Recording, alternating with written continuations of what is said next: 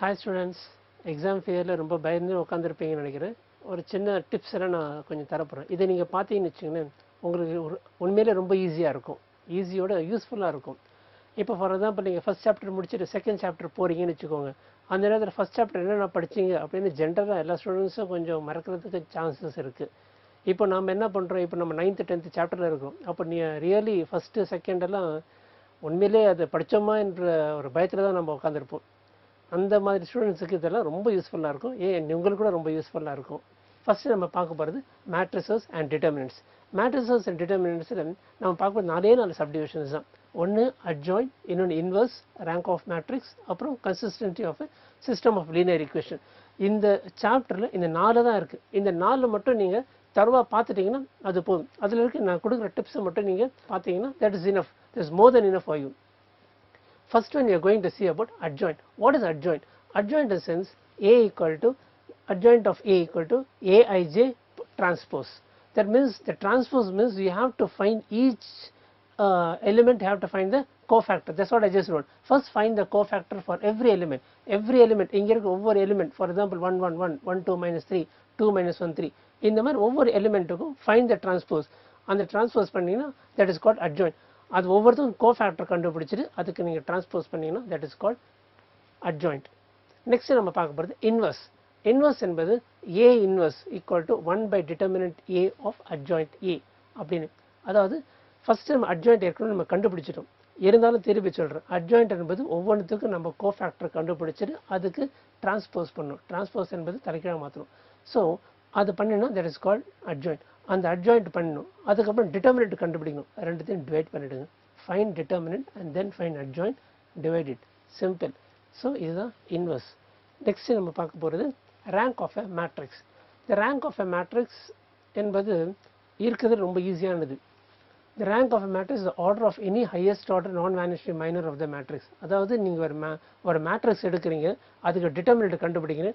அந்த டிட்டர்மினன்ட் ஆனது not equal to 0வாக இருக்கணும். அப்படி நாட் ஈக்குவல் டு 0ன்னா அது எத்தனை ரோ எத்தனை காலமோ அதுதான் rank of the matrix. For example இங்கே பாருங்கள், இது 2 by 2 மேட்ரிக்ஸ். இந்த 2 by 2 மேட்ரிக்ஸில் is equal to 9, that is not equal to 0. அதனால இது ரேங்க் ஆஃப் ஏ என்னது 2.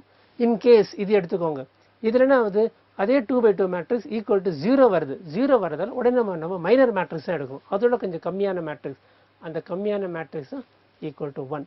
ஸோ எப்போ ஈக்குவல் டு 0 அப்படி வந்துச்சுன்னா அதுக்கு நெக்ஸ்ட் லெவல் நம்ம போக வேண்டும். The rank of m by n matrix. Suppose இது 2 by 2 மேட்ரிக்ஸ் நம்ம பண்ணிடுறோம் m by n. So row column மாறி மாறி இருக்குது. ஃபார் எக்ஸாம்பிள் இந்த மாதிரி எடுத்துக்கோங்க. இதில் பாருங்கள் 3 ரோ இருக்குது, 4 காலம் இருக்குது. ஸோ இது 3 by 4 மேட்ரிக்ஸ். இந்த மாதிரி 3 by 4 மேட்ரிக்ஸில் நிச்சயமாக ரேங்க் ஆனது 3 அல்லது less than or equal to 3 அப்படி தான் வரும். இதில் rank of A's less than or equal to 3. So rank ஆனது இதுக்கு 4 வர்றதுக்கு சான்ஸே கிடையாது. எது மினிமம் வேல்யூ அதுதான் ரேங்க், அப்படி தான் வரும். ஓகே, நெக்ஸ்ட் நம்ம என்ன பார்க்க போகிறோம் அப்படின்னு கேட்டால் we are seeing echelon form of a matrix for 3 by 3. இப்போ 3 by 3 ஃபார்மில் இருக்கும் பொழுது எக்லான் மேட்ரிக்ஸ் யூஸ் பண்ணணும். ஏன்னா ஒவ்வொருத்துக்கும் இப்போ ரேங்க் ஆஃப் மேட்ரிக்ஸ் அப்படின்னு எடுக்கும் பொழுது நம்ம ஒவ்வொன்றா கண்டுபிடிச்சிட்டே போகணும். இப்போ இதில் 3 rows 4 columns இருக்குது. இந்த 3 rows 4 columnsக்கு நம்ம மேட்ரிக்ஸ் ரேங்க் கண்டுபிடிக்கணும். It's really tougher. That is we are going to use echelon form of a matrix.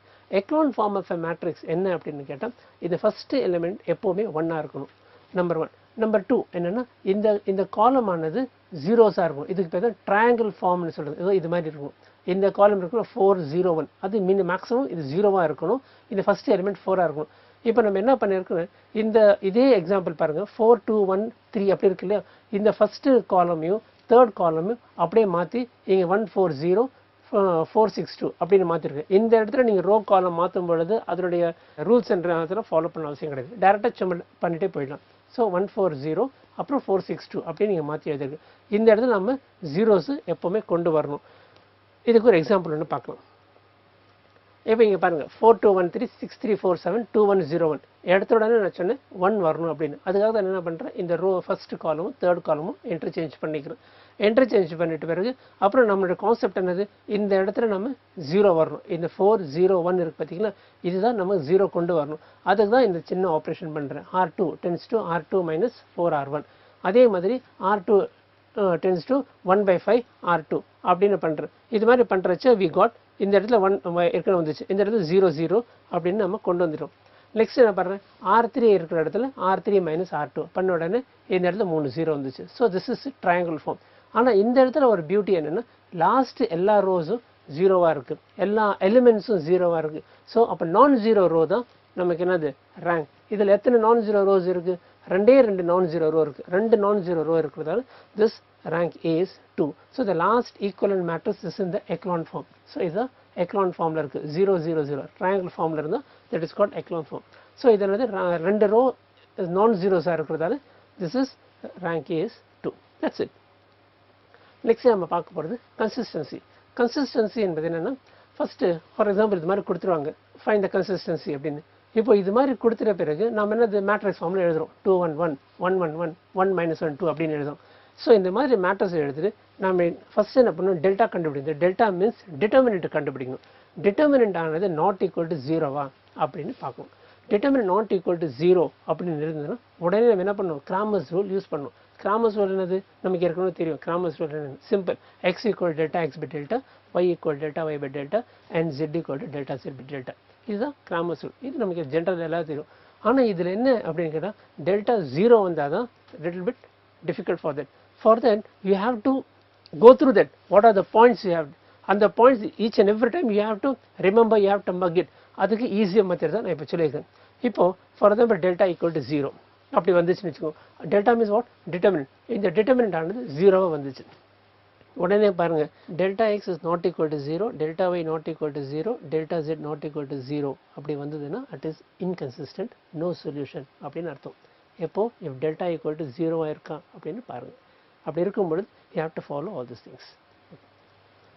அதே delta x delta y delta z equal to zero இது மாதிரி ஜீரோவாக இருக்கும் பொழுது இன்ஃபினிட் சொல்யூஷன் ரெடியூஸ் டு 2. அந்த infinite solution வந்து நம்ம என்ன பண்ணலாம், ரெண்டு சொல்யூஷனாக ரெடியூஸ் பண்ணலாம். அதுக்கு பேர் கன்சிஸ்டன்ட் அப்படின்னு. இந்த மாதிரி எல்லாமே ஜீரோவாக வந்தால் நம்ம சொல்யூஷன்ஸ் என்ன பண்ணலாம், டூ ஈக்குவேஷன்ஸாக ரெடியூஸ் பண்ணிவிட்டு நம்ம கன்சிஸ்டன்ட் அப்படின்னு மாற்றிக்கலாம். இன்கேஸ் இந்த delta x delta y delta z அது ஜீரோ, அப்புறம் 2/2 மேட்ரிக்ஸ் இப்போ எல்லாமே ஜீரோ.